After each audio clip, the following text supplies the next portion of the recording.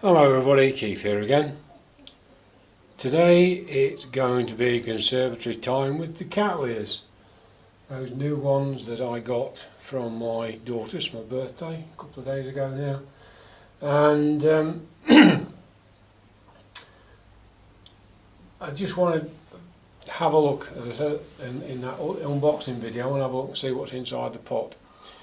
I did run some rainwater through them the other day, and I appear to have some functional roots because some of them appeared to change colour, and that's as far as I'm going to go until we've got inside the pot. It's curious really. This one, which is the Qing Ming Beauty or Qing Ming Beauty, whichever, is a Rhyncattleanthe, which I'm struggling to even say. This one is down as a Laeliocattleya Orange Nugget Dresden. I've done some online research and it's also a Rhyncattleanthe now, presumably due to all the changes in genera the taxonomists have given us, as they do in every field of biology. It's the same with South American catfishes, which is another one of my hobbies, one of far too many. But it's also not quite Orange Nugget, it's actually Fuchs Orange Nugget, F-U-C-H-S, Orange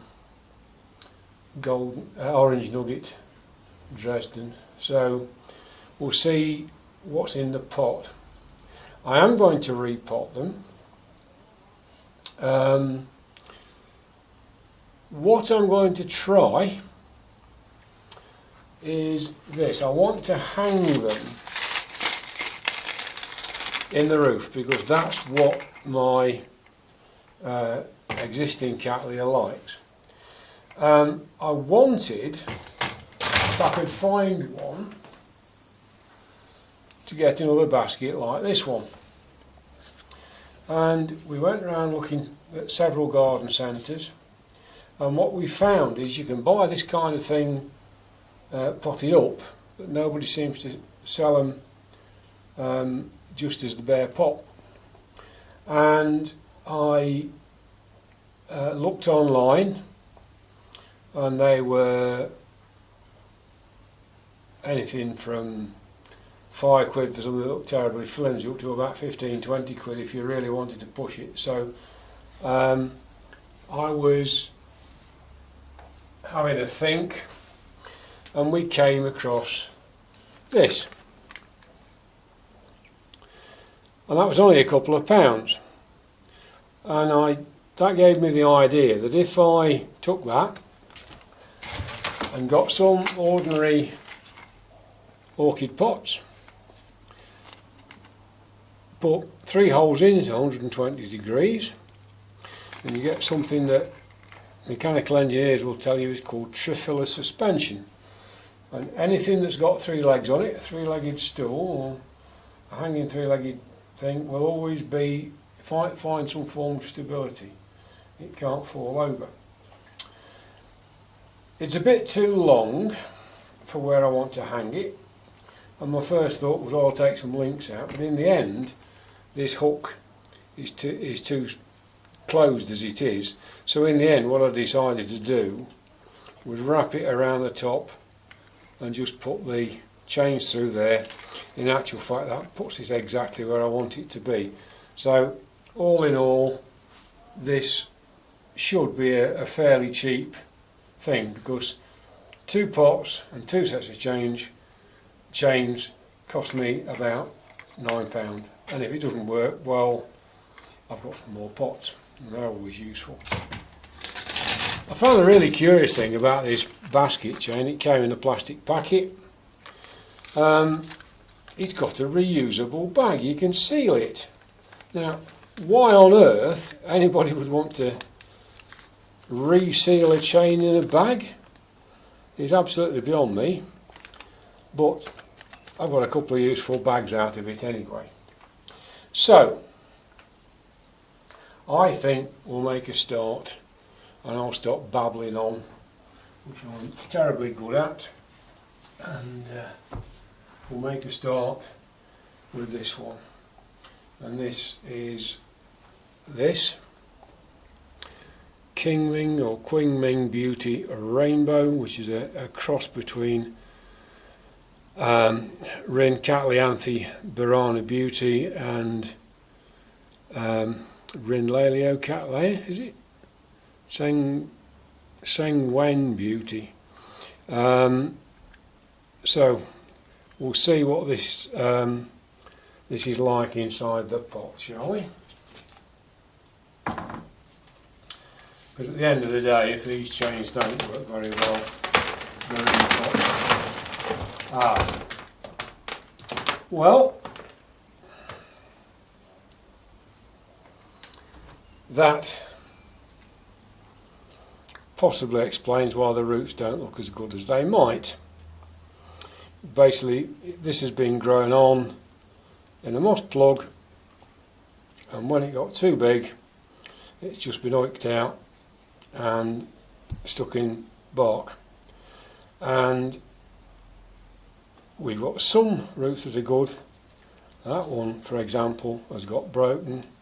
Some of these are alright, some of them aren't. So I think that this is going to take time,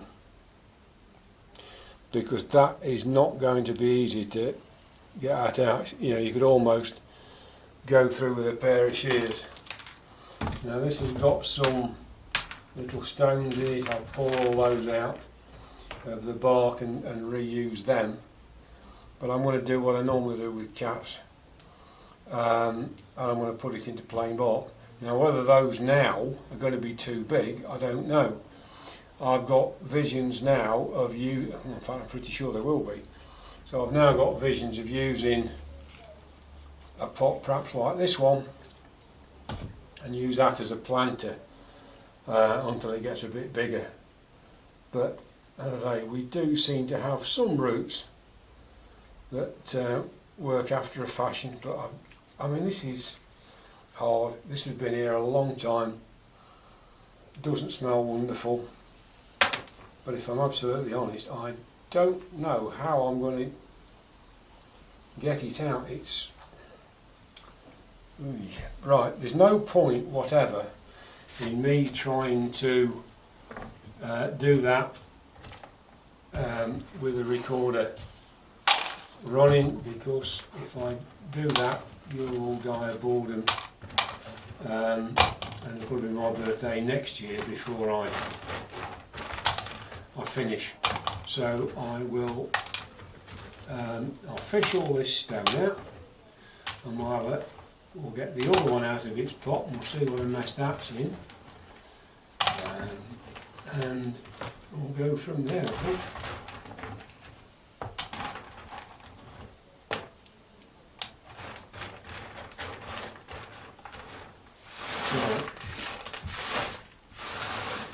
Which one's which. It's fairly obvious which one's which in actual fact. They're quite different plants, considering technically they're in the same hybrid group. So anyway, that is how it is identified at the moment. As I say, online, if you feed that in, you'll end up with another Rhyncattleanthe or something. Right, good. Now then, this is different. We've got an extremely ratty root system on this one. That is rubbish. Not to put too fine a point on it, I can't see a decent root on that. Luckily we have got some in the top, so this is going to be a case of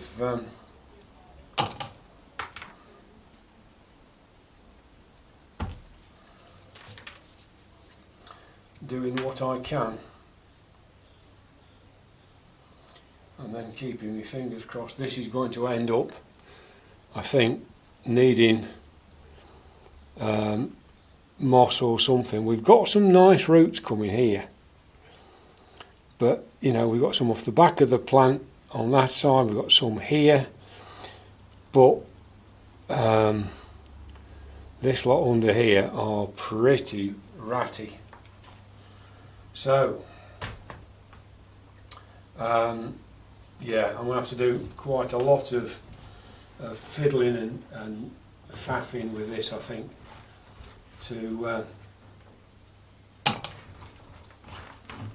get them ready for going. The bark is breaking down in this one, so not in a good state. I mean, it has been looked at, but whatever's been done, I think, has kept it much too wet. And as a result of that, the great majority of those are dead as the proverbial doornail. So anyway, this has now got to be, or both of these have got to be played with for a considerable amount of time, I think. And I'm not going to bore you with that, because mostly you're going to hear bad language, I suspect. So I'll see you in a bit. Okay, that's cleaned everything up. It was pretty bad, unfortunately. The Qing Ming seems to be slightly better. The roots, as you can probably tell from the shape, the moss ball underneath, there was almost no root in there. It had all sort of skimmed it and come round to the outside, but it had meant it was very unevenly hydrated. So some of these roots are not great, but I've not gone too daft, because you know, you could end up leaving the poor thing with nothing at all. But we have got some roots that work. There are some roots that seem solid. All I can do is pot it down. I mean, they came in what are these, 10 to 12 centimetre pots. Yeah, that's a 12 centimetre pots, and this is going into a 9 and the other one's going into a 10, just because that is how big the roots are. And I think it's going to be much, much better in there, where it can dry out, which we all know cats like, than to be left with that moss plug, because the moss was staying wet, but the roots on the outside weren't getting to it because they kind of clustered, which wasn't helping anything. This one is in a considerably worse state. We have got roots. That's the only saving grace for this orchid. We've got some roots, new roots coming, and some that have come and partially failed, but there's signs that it's a branching rootstock. But that, really, I could pretty much just shave it off completely. It's not quite that bad, but it isn't far off, and this is going into a 10 just because that is going to be about right for that one. But basically that's it. That's going to be how it is in those two, and then I'm going to put those into those hanging baskets and just use them as planters, because there's no way I can put those into, you know, what are going to 9 and 10 mil pots and then put them into 13s. It just won't take it. So I'm going to use just bark. Use these stones that came out of it to crop the bottom of the pot like that, and I'm going to use the same bark which I've used recently. That's some that we got through the East Midlands Orchid Society. Just taking these majority of these sheaths off while I've got the thing in my hand, but I'm not going to get too frustrated about it. There's no sign of beast, there's a little bit of sign of what look more like mechanical damage than anything. But let's get this potted. I think it shouldn't take me many seconds, so I'll leave it running while I do it. If I'm going to do that, I think I need to just lower that down a little bit. There we are. I should be able to see what I'm doing now. So now I get moaned at too often for not.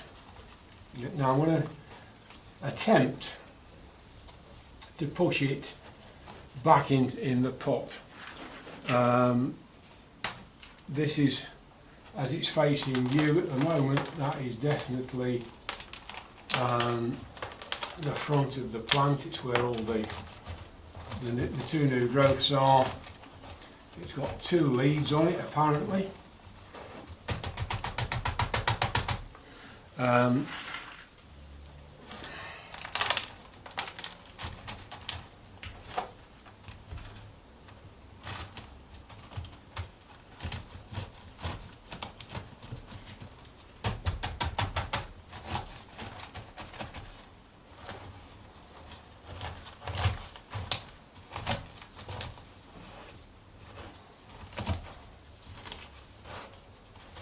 It feels quite stable in that pot actually, which is nice.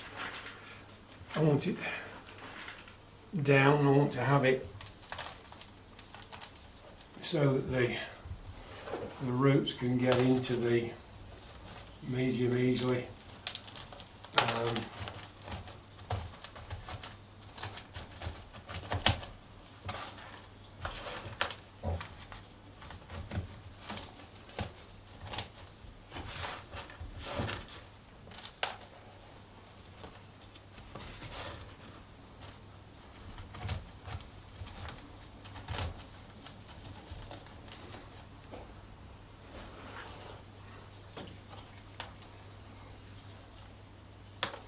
In my limited experience, my other Cattleya doesn't seem to mind its roots being quite near the surface.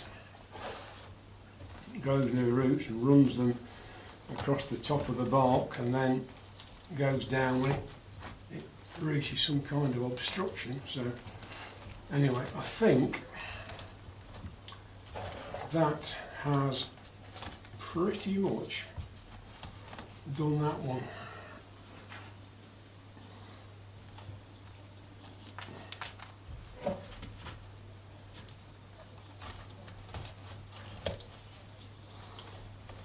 I don't mind if it ends up getting repotted fairly soon, but I don't think that I can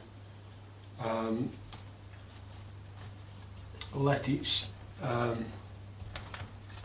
have too big a pot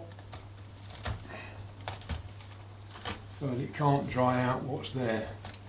So I wish it was a little bit lower, but I don't think much I can do about that.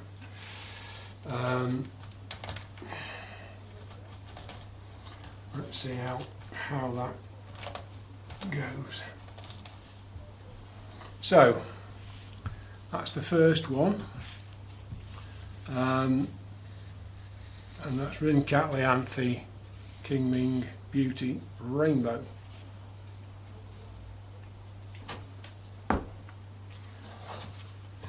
Right, now the Orange Nugget.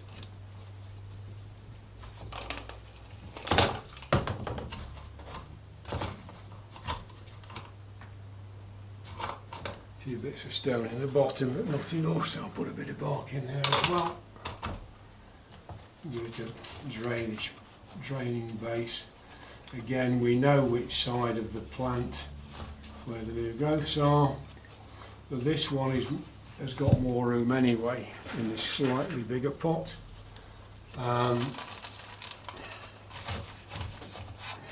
In both cases we've got a fair number of storage units, canes, bulbs, whatever you want to call them, and I think there ought to be the energy to get this thing, these both plants actually, firing again, but I don't think it's going to do them any good at all if they weren't repotted. I think they categorically needed doing. So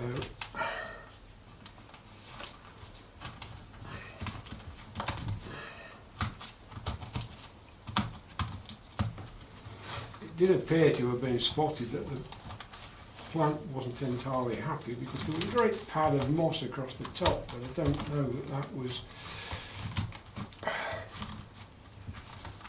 helping very much.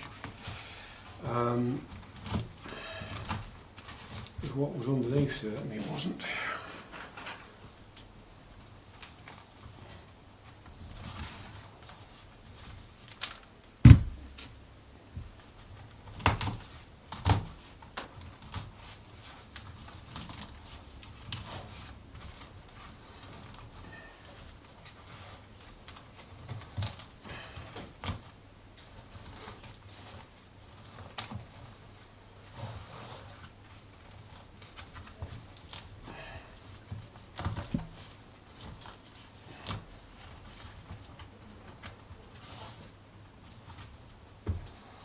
Isn't sitting as nicely in the pot, so I think I'm going to have to stake it, which it was staked before, so I can just use that wrap. That should sort that out, I think.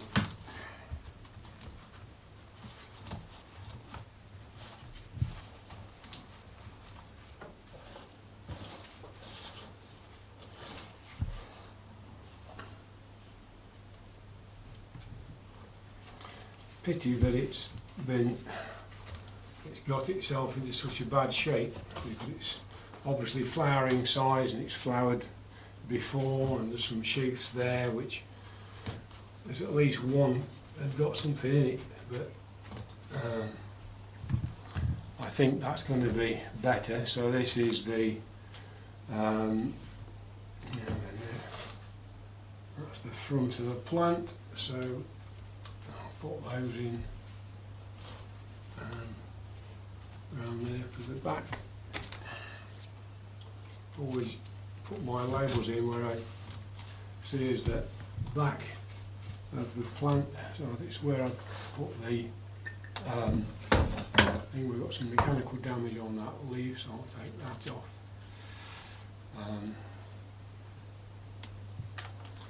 Like that. An old flowering spike, we'll have that off. But yeah, all we can do now is wait and see what transpires. I